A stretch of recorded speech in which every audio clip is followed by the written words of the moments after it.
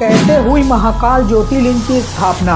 धरती फाड़कर प्रकट हुए महाकाल। भोलेनाथ के हुंकार मात्र से भस्म हुआ राक्षस। और आखिर क्यों 550 वर्षों तक कुएं में छिपा कर रखा गया था महाकाल ज्योतिर्लिंग।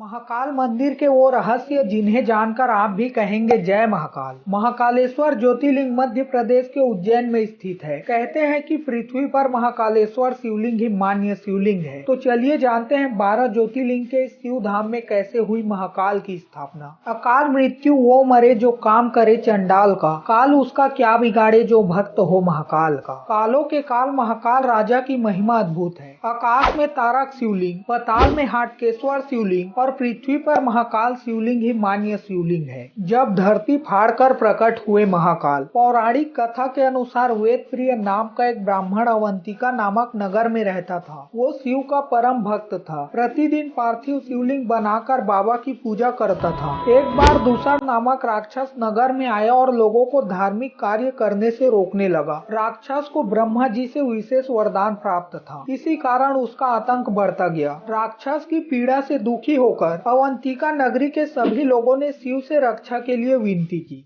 भोलेनाथ की हुंकार मात्र से भस्म हुआ राक्षस। भोलेनाथ ने नगर वासियों को राक्षस के अत्याचार से बचाने के लिए पहले उस राक्षस को चेतावनी दी, परंतु दूसरा राक्षस पर इसका कोई असर नहीं हुआ और उसने नगर पर हमला कर दिया। अपने भक्तों को संकट में देख भोलेनाथ क्रोधित हो उठे और धरती फाड़कर महाकाल के रूप में प्रकट हुए। शिव ने अपने हुंकार मात्र से राक्षस को भस्म कर दिया। तब नगर वासियों ने महादेव से यहीं विराजमान होने के लिए प्रार्थना की। नगर वासियों के निवेदन से प्रसन्न होकर शिव जी यहाँ महाकालेश्वर ज्योतिर्लिंग के रूप में वास करने लगे। 550 वर्ष तक कुएं में छिपा कर रखा गया था महाकाल ज्योतिर्लिंग। कहा जाता है कि सन 1235 में महाकालेश्वर मंदिर को दिल्ली के सुल्तान इल्तुतमिश ने पूरी तरह से ध्वस्त कर दिया था। आक्रमण के दौरान महाकाल मंदिर के गर्भगृह में स्थित महाकाल ज्योतिर्लिंग को आक्रमण से सुरक्षित बचाने के लिए करीब 550 वर्षों तक पास में ही बने कुएं में रखा गया था। कुछ समय बाद सुल्तान इल्तुतमिश ने मंदिर के अवशेष से एक मस्जिद का निर्माण करा दिया। लेकिन जब कई वर्षों बाद 22 नवंबर 1728 में मराठा सूरवीर रणजोराव सिंधिया ने मुगलों को परास्त किया तो